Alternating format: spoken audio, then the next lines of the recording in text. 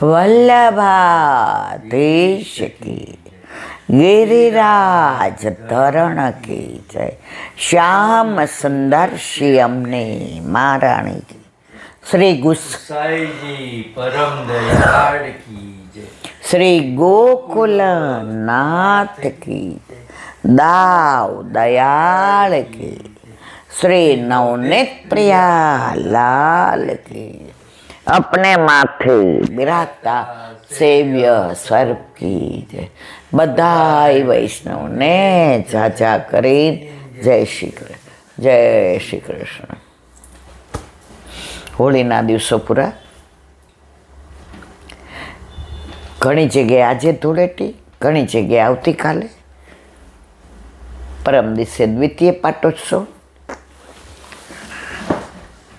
ચારે બાજુ વનમાં, ઉપવનમાં, કુંજ, નિકુંજ, નિબીડ ને નિભૃત, ચાર જાતની કુંજ. બધે અત્યારે ડોલ એટલે વૃક્ષો ને વેલીઓ ને પાન ને કળીઓ ને ફૂલ ને આના હિંડોળા એટલે ઝૂલા બંધાય અને એમાં ઠાકોરજીને સામનેજી રમે ને ઝૂલે ને ટૂંકમાં નિકુંજ લીલા, પરાકાષ્ઠા. કારણ કે ધૂળેટી છેલ્લું ખેલી લેવાનું. પછી બીજે દિવસથી પાછા પ્રભુ આપણા સ્વામી. ધૂળેટીમાં ડોલમાં 4 ભોગ આવે, પહેલો, બીજો, ત્રીજો ને ચોથો, 4 યુથના ભાવથી. હવે આ બધું રીત વલ્લભના ઘરે અને પ્રીત આપણા ઘરે. નારાયણપુરામાં એક વૈષ્ણવ રહેતા હતા, તો એ નરોડા કે નિકોલ ક્યાંક ટીચરની નોકરી કરે. એટલે 50 વર્ષ પહેલાંની વાત છે. તો ત્યારે બસની આટલી ફ્રીક્વન્સી નહીં. આપણે અમદાવાદ ટ્રાન્સફર થઈને આવ્યા તો રન્ના પાર્કથી તો બસ 1.5 કલાકે મળતી, બરાબર. અંકુર હાલીને જઈએ ત્યાંથી આપણને કલાકે મળે. એટલે ફ્રીક્વન્સી નહીં, એટલે એમને 2 બસ કરીને જવું પડે. એટલે ઘરેથી 11:20 નીકળે, એટલે 12:15 કે 12 સ્કૂલે પહોંચે. હવે એના ઘરે 8 યામની સેવા. બપોરે રાજભોગ સરાવી એનું ટિફિન લઈ જાય. પહેલાં આવા ગરમ રહીએ ને ઠંડા રહીએ ને પ્લાસ્ટિકના ડબલા ને એવું કાંઈ નહોતું. એનું જે ડબ્બો હોય જર્મન સિલ્વરનો ને એમાં બધું લઈ જાય. એના પર ગવર્મેન્ટમાં હતા. એટલે એ 10:15 નીકળી જાય. એ સવારે ઠાકોરજીને કલેવુમાં જે ભાખરી છે કે ચોબાપુરી પાલીની બેન જોઈ તો લે, કે પરોઠા છે કે સ્ટફ પરોઠા, એ જે નાસ્તામાં ઠાકોરજીને એ ભરી જાય.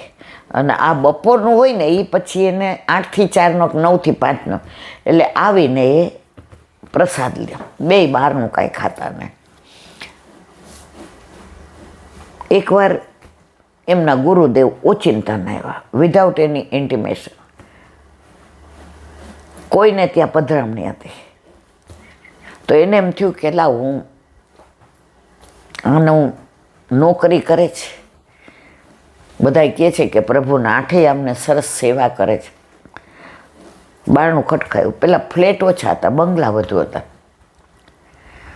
આ બેન તો સાડી પહેરીને બિચારા હાથમાં દાંતિયો હતો.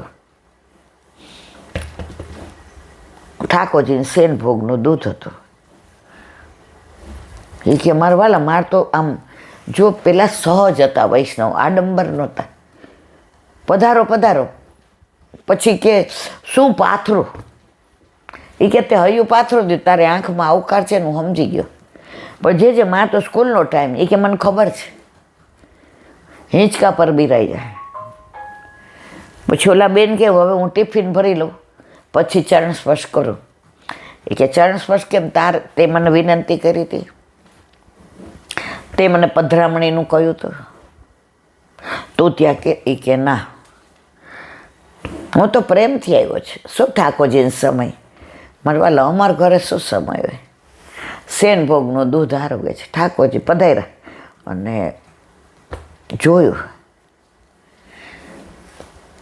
એ કે જે આજે ખાલી ભેળીને દહીં જ છે. તોય કાંઈ ન બોલ્યા.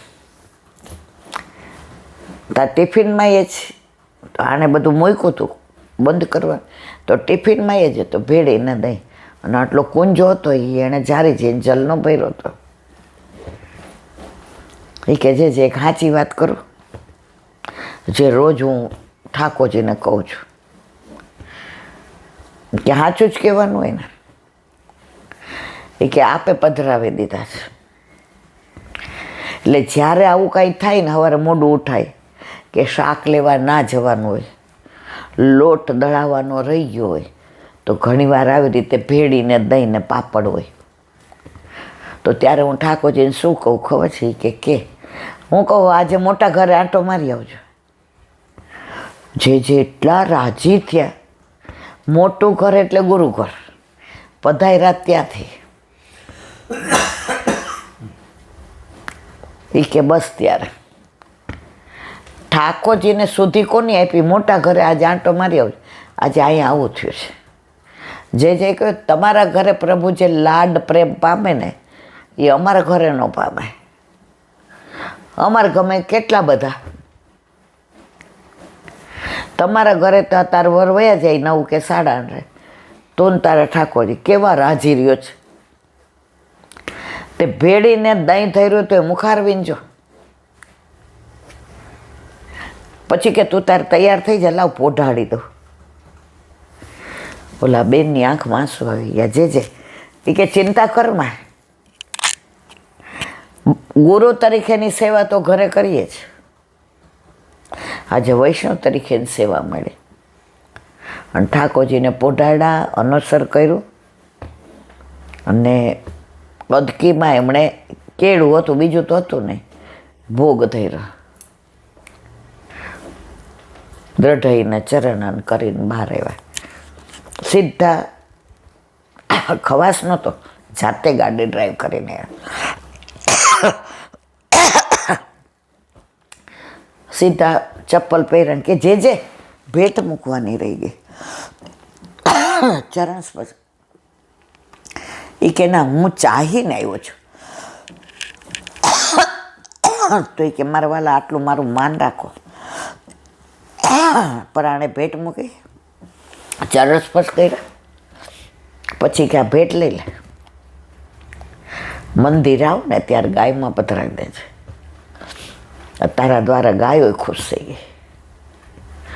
તો પુષ્ટિ માર્ગમાં મૂળ ભાવ છે. એ બેને કેટલું સરસ કીધું, આજે મોટા ઘરે આંટો મારી આવજો. મોટું ઘર એટલા કે ગુરુ ઘરે આંટો મારી આવજો. તો વાત આપણે આ ધૂળેટીની કરતા હતા. 1 મિનિટ. ડોલના 4 ભોગ આવે, 4 ભોગના કીર્તન, 4 યુથની ભાવના. આ બધી નિકુંજ લીલાનું છે. આપણા ઘરે આપણાથી થાય એટલું કરો. યથા દેહે તથા દેવે.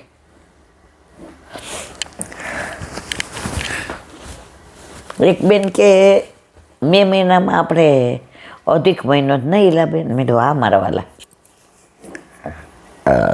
કે તમે અહીંયા જ છો? મેં કીધું હા. એ કે મારા સાસુ કહેતા જ હતા કે ઈલાબેન ક્યાંય નહીં જાય. મેં કીધું કેમ? એ કે અધિક મહિનામાં આપણા ઘરે આપણા ઠાકોરજીને આપણે જે લાડ લડાવીએ, બહાર તમે ગમે એટલી વ્યવસ્થા કરો, એ લાડ તમે બહારના, ભલે હું કહું કે જો હવે મારાથી થતું નથી, તૃપ્તિ નાના છોકરા ટાઈમમાં હોય ક્યાંય જાવ, પણ એક સામગ્રી તો અટકીમાં થાય કે ન થાય. એટલે અધિક મહિનામાં મેં કે જો એક વૈષ્ણવ હતા ને, એણે લગભગ 20 વર્ષ પહેલાં આપણે સન્યુમાં રહેતા હતા, ત્યારે ઠાકોરજી માટે રોજ વસ્ત્ર 30 દિવસના લાવ્યા હતા. એમાં ઉનાળાની ભાવના કરી, શિયાળાની કરી, ચોમાસાની દોરિયાનાય લાવ્યા ને, ચૂંદડીનાય લાવ્યા ને, આપણે આના શું કહેવાય સાટીનાય લાવ્યા ને, જરીનાય લાવ્યા ને. પછી એવા માળાજીને બધું જાતે સિદ્ધ કરતા હતા, મેચિંગ બધું. તો એકવાર હું એને ઘરે ગઈ હતી, ત્યારે હજી આપણા ઘરે પ્રભુ પધાર્યા હતા, પણ મને આવું માળાજીને એવું સિદ્ધ કરતા નહોતું આવડતું. એટલે હું એને ઘરે ગઈ, એટલે મેં તમને આવડે છે? એ કે એને આવડે છે ને, એટલે એની દાસી છું. એટલે જેને ઘરે રહેતા હોય ને, જો એ એમ કહેતા જેના ઘરે રહેતા હોય એવું કહેતા હતા ઠાકોરજીનું ઘર છે, એટલે હું અહીંયા રહું છું. જેને ઘરે રહીને એ બધું શીખવાડી દે. કે નોકર આવે ને ત્યારે એ કે એને કાંઈ ન આવડતું હોય કે આપણે કેવું પડે, આમાં ફિનાઇલ નાખ, અહીંયા ઝાપટી નાખ, આ જાળી ધોઈ નાખ. મેં તો વાત તો સાચી છે. એ કે આવે ત્યારે ખબર હોય સાવેણી ક્યાં, ઠાકોરજીની સાવેણી કઈ, આપણી સાવેણી કઈ, આ પોતું જુદું રાખજે ઠાકોરજીનું, આ શીખવાડીએ ને લાભીને. મેં કીધું હા. તો કે પ્રભુના ઘરમાં આપણે રહીએ ને એટલે એને જેવું જોઈએ ને એવું શીખવાડે.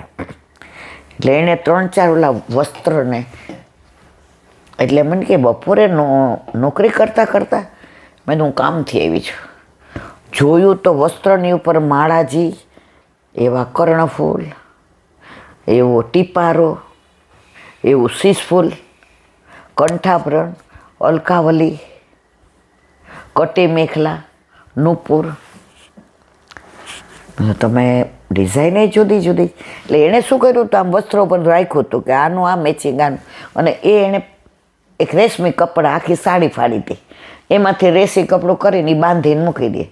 કે માનો કે જન્માષ્ટમીનો ભાવ કરું અધિક મહિના તો આ કેસરી, એમાં આ વસ્ત્ર, આ આભૂષણ. હવે માનો કે હિંડોળાનો ભાવ કરું તો આ લેરિયા, આ એનું.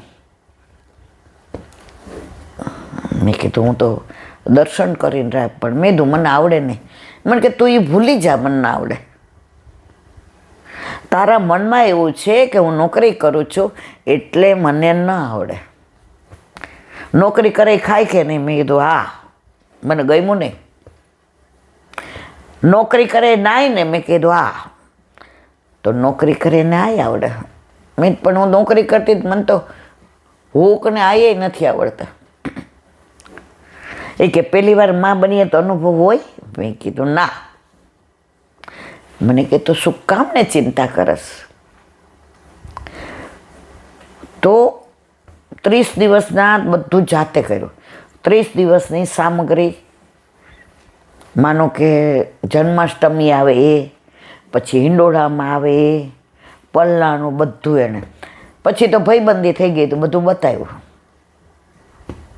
હું એની પાસે એ કામે આવી હતી કે એ મોતી શ્રીનાથજીથી લાવતા હતા, પણ એ જગન્નાથપુરી ગયા ને તો ચંદનનું આટલું લાકડું લાવ્યા હતા.